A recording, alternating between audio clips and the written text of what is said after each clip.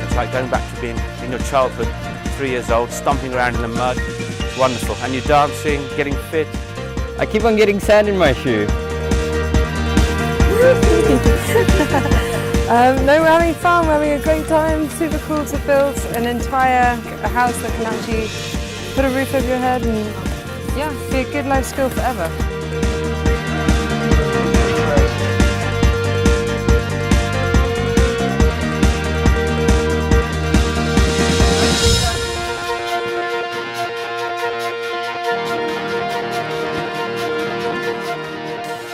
I've been building now for about 18 years. The teaching side remains very close to my heart because that is where you can really make a big impact in a very short space of time. We really want natural and alternative building to be normalized, and in order for that to happen you need as many people participating as possible. The idea of building a home out of natural materials was, and still is to a degree, very daunting, but much less daunting now that I've had 4 or 5 days at it. I feel I could do something now. Gives us a basic idea of what we've done.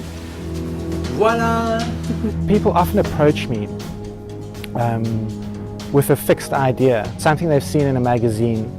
When building is to try and take into consideration your environment and not have a preconceived idea of your building.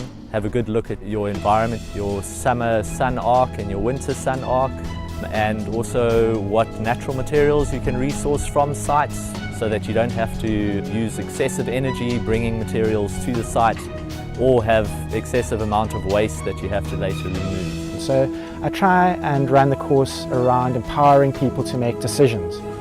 And I do that by giving a good grounding in the understanding of earth, because earth is used in so many different building methods, from straw bale to mud brick, compressed earth brick, rammed earth, and it always amazes me how little guiding is really needed in order to have people self-organize and be productive and happy, and it's just a truly amazing thing to witness.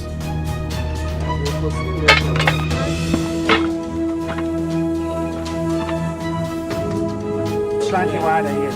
So this is the side. That's the top.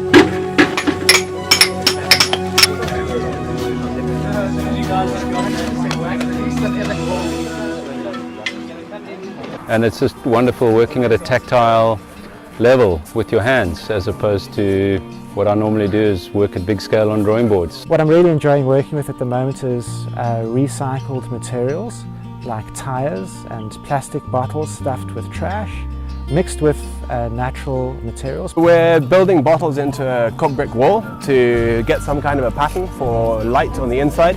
So it's going to be like a decorative window. When you're trying to do things ethically and responsibly, then the solutions often become really obvious. We try and cooperate with the waste stream people who need to find solutions.